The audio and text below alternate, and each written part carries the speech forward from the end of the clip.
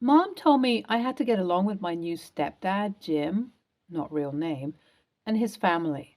They included my stepsister Emily and stepbrother Alex, not real names. But I couldn't help feeling suspicious about them. Something just didn't sit right with me. Jim especially seemed controlling and bossy, even though it was my mom who paid for everything. He always talked about his big startup dream and claimed he was saving up for it. But I had my doubts. It felt like he might be pulling a fast one on us, like it was all a big lie. One day, I overheard Jim and his dad talking about something related to property. They were speaking quietly and seemed serious. It made me curious and a little worried. I knew I had to tell Mom what I heard, hoping she would take me seriously. I approached Mom, feeling nervous, and told her about the conversation I overheard. But she seemed surprised and didn't really understand why I was so concerned. She thought it was just regular family talk and told me we needed to try and get along. She said we were a blended family now and needed to build the relationships. I felt frustrated because she didn't seem to get it. How could she not see the danger I sensed? I needed to find a way to make her understand and protect her from whatever secrets Jim and his family were hiding. Days turned into weeks, and my suspicions only grew stronger. I started noticing how Jim took control of everything, making decisions without considering Mom's opinions or desires. He would dismiss her ideas and preferences, asserting his dominance in our household. It was as if he wanted complete control over our lives. Meanwhile, he continued to talk about his startup dream, claiming he needed more time to save up for it. But there were moments when I caught a glimpse of something in his eyes, a flicker of deceit. It made me question his true intentions and wonder if his dream was just a cover up for something else. But a guy's feeling wasn't enough to convince someone. As the months passed, Jim's behavior became more concerning. He would isolate Mom from her friends and family, making her depend on him for everything. I could see how it affected her, but she seemed blinded by his charm, unable to see the manipulative tactics he employed. I tried talking to Mom again, sharing my observations and fears, but she brushed them off as misunderstandings. She insisted that I give Jim a chance and work on building a harmonious family. It was frustrating to see her dismiss my concerns, to witness her trust someone who seemed so suspicious to me. Little did I know that the storm brewing beneath the surface would soon erupt, forcing Mom to face the reality she had ignored. As time passed, Jim's attitude only grew worse. He became increasingly controlling, and his actions raised even more red flags. I tried my best to keep a low profile around the house, spending most of my time in my room to avoid any confrontation. It seemed like the best way to stay out of his radar, and thankfully, he didn't bother me much either. In the back of my mind, I knew I had to make a decision. I had landed a really good job and had the opportunity to move out. Part of me wanted to leave that toxic environment behind, but another part couldn't bear the thought of leaving my mom alone with Jim and his family. I worried about her safety and well-being, even though she didn't believe the warnings I had tried to share. With a heavy heart, I made the difficult choice to move out and start a new chapter in my life. I found a place of my own, but I couldn't shake the unease that lingered within me. It didn't feel safe for Mom to stay with them, but I couldn't force her to see the truth. Then, one day, everything changed. Mom showed up at my doorstep, her face etched with fear and desperation. I couldn't believe what I was seeing. She had always been strong-willed and independent, but now she stood before me, begging for my help. Without hesitation, I opened my arms and embraced her. "Of course, Mom," I had said, my voice filled with love and concern. "You can stay with me for as long as you want, but I need to know why you need to be hidden. What happened?" Tears streamed down her face as she recounted the horrors she had endured in that house. The control, the manipulation, and the escalating abuse. She revealed the truth about Jim's true nature and the danger she had been living in. It was far worse than anything I had imagined. Mom confessed that he had been threatening her, manipulating her, and using his influence to keep her trapped after creating this amazing and perfect image of a husband in front of the society. She said that she was scared for her life and wanted my help. My heart broke at her words, but a surge of determination filled me. I would do whatever it took to keep her safe. I assured her, my voice firm and resolute. I told her that she was not alone anymore and that we would figure this out together. She would be safe with me. I could sense that my mom wasn't in a sober state of mind when she arrived at my doorstep. I didn't want to push her further, knowing that she had already endured so much. I allowed her some time to collect herself, hoping she would open up when she was ready. I don't know what to do and how to get her justice, though. Update 1. After a few days had passed, I gently approached her again. This time I could see a mix of fear and determination in her eyes. She took a deep breath and began to tell me a story that sent chills down my spine. As she spoke, I learned it all. He wasn't just a controlling and manipulative man, he was a cunning con man. He had been slowly poisoning her, intentionally making her seem like a mentally unstable woman. He planned to isolate her, gain complete control over all her possessions, and leave her helpless. The revelation hit me like a ton of bricks. How could someone be so heartless, so evil? I was filled with a mixture of anger and disbelief that Mom had fallen victim to such a scheme. But she wasn't to blame. She had been manipulated and deceived by a skilled manipulator. To make matters even worse, Mom told me that Jim and his family had been pressuring her to disown me for months. They wanted to sever our bond, leaving her completely dependent on them. It was a sickening plot designed to isolate and control her completely. Mom was terrified. She begged me to keep her hidden, fearing for her safety and sanity. But deep down, I knew that hiding was only a temporary solution. We had to take action to bring this darkness into the light. With a determined voice, I convinced Mom that involving the police was our best course of action. We needed to expose Jim's true intentions, protect Mom from further harm, and ensure that justice was served. It was a difficult decision, but one we had to make. Update 2. We have gathered the evidence, documenting everything we could find to support our case. We didn't want to leave any room for doubt.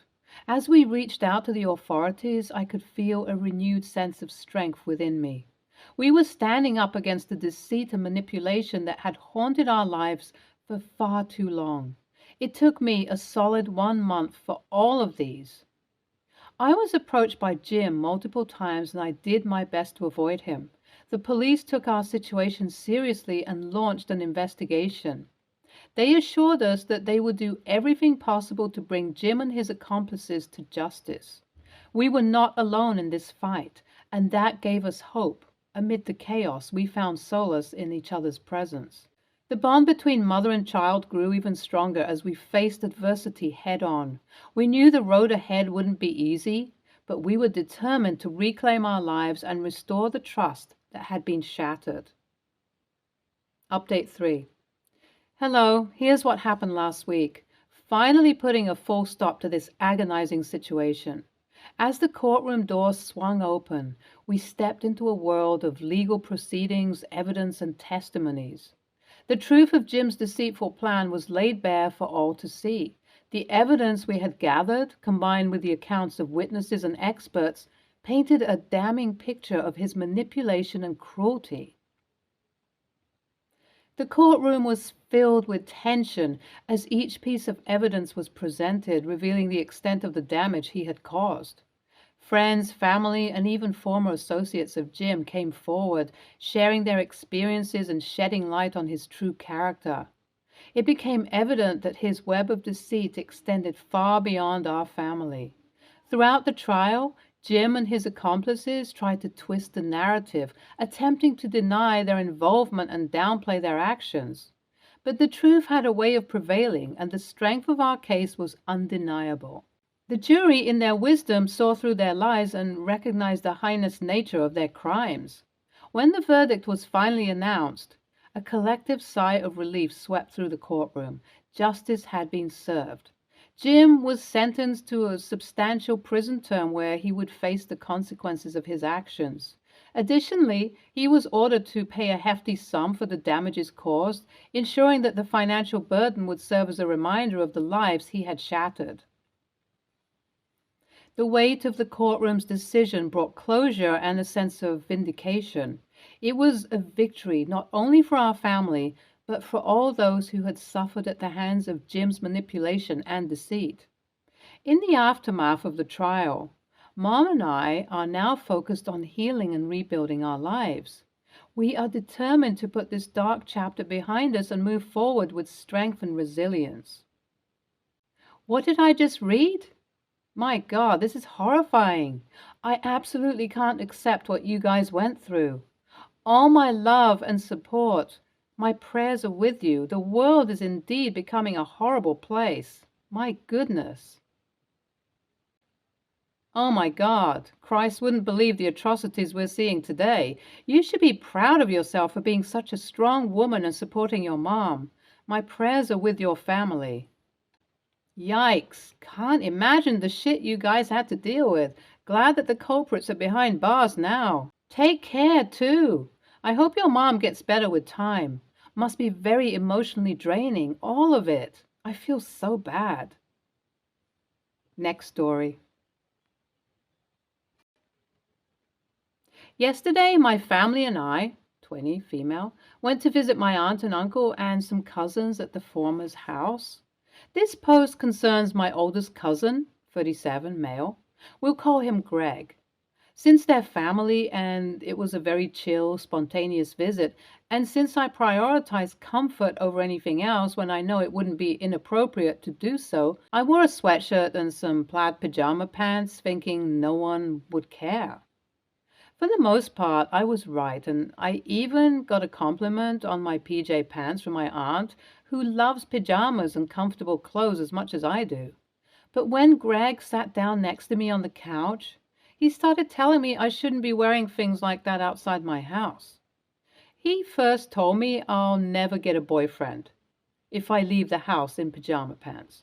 I told him I'm not trying to get a boyfriend. He asked me where exactly I wear them out, and I said around family, to friends' places, on quick trips to convenience stores, and sometimes to morning classes, as do half of my classmates. It also took every ounce of mental fortitude not to tell him I'm really not looking for potential boyfriends at family get-togethers. He said, I'm just trying to help you. Guys will never be interested in you if you dress like that. I told him if a guy doesn't want me because I enjoy wearing pajama pants out sometimes, then obviously I'm not interested in him either. He wasn't letting up, and I was getting pissed, so I essentially just told him I'm going to wear what I want, and there's not a damn thing he can do about it, and left the conversation. That side of the family can be old-fashioned sometimes, but this was honestly unexpected. Like, why do you, a 37-year-old man, feel you must take it upon yourself to ensure the 20-year-old female cousin you see a few times a year, at most, looks appetizing to the male population? Perhaps he'd at least have some semblance of a point if I wore pajamas everywhere, including places where it would be bad to do so, but like I said, I don't. I can safely say I've never worn pajamas to a job interview, family celebration, etc. But even then, it's still only about my having to be appealing to hypothetical men for him, so no, he wouldn't have a point. I ignored him for the rest of the day and didn't utter any form of goodbye when it was time to leave. I guess he complained to his mom, my aunt, about my massive overreaction to his advice and would like an apology since he was just looking out for me. My aunt texted all this to my dad, who agrees with me but thinks I should just apologize to smooth things over. I don't want to do that. even if it makes things tense with that whole house. Since Greg still lives with my aunt and uncle, I don't feel I should apologize when I was the one subjected to harassment regarding my clothing choices. Besides, it's not like Greg is some grand authority on the subject. Aside from my aunt and grandmother, he's never felt the touch of a woman in his life. So AITA for not letting this go? Edit. 2 things. 1. I think my dad would have reacted differently if my dying grandmother weren't living with Greg, because my aunt is her end-of-life caretaker, as in that house is his only access to his mother. I agree, I do wish he reacted differently, but I'm willing to cut him some slack this time. I'm going to explain the situation to him again, and I think he'll understand this is maybe serious enough to not back down. 2. I really didn't want to share this, but I also live with severe chronic pain on a daily basis, and thus seek maximum comfort whenever possible, including in my clothing choices. So the people commenting everyone sucks here can frick right off. 3. I have seen a few comments accusing me of rejecting requested judgment, especially regarding edit number 2, so allow me to clarify. I asked whether I was an AH for refusing to apologize, not whether I was an AH for wearing pajamas out. I believe I made it quite clear that I'm comfortable with my clothing choices. That is not where I requested judgment. Edit. Thank you, mostly, all for your wonderful, hilarious comments. I've done my best to keep up since I posted this, and you guys have been making me laugh all day. I will not be apologizing to Greg, and instead, we'll speak with my parents and aunt first so they understand what he did was gross and wrong on too many levels to just gloss it over. But I will make sure I do it in a way such that my dad can still visit his sick mom at their house without any awkwardness or problems. Thank you all for your advice. And also, thank you to everyone who ignored the question and just shat on me for my pajamas in real life. I'm quite a non-confrontational person. I suppose it's more accurate to say that I don't shy away from it when I feel it's necessary, but I definitely avoid engaging if possible. This is to say, I've never so vigorously stood up for myself as I have on this post, and it was your comments that gave me that opportunity for growth. Not sarcasm, I do appreciate it. I'm going to apply these skills I didn't know I had when I next speak with Greg. Some advice. I challenge each and every one of you to dare to think beyond arbitrary social rules created by random bipedal mammals whose existence will inevitably vanish at the death of the sun. I promise the fact that I chose to wear pajamas outside the house in the year 2023 has not an ounce of significance. NTA. Greg is a 37-year-old man that wants his 20-year-old cousin to look hot at family get-togethers. Greg is a creep, and you owe him no apology. I wouldn't do it just to smooth things over either. EFF that. He's almost 40. If the way a 20-year-old cousin dresses bothers him this much, that's his problem. You're not children. But if he wants to act like one, let him. I had cousins like this growing up, and I don't anymore, because if you're a creep in my family, you're no longer in the family, and we will deny your association to our last breath. It's tradition. Seriously, this is a thing my family has done to several people in the past 500 years. We are not forgiving people, apparently. NTA.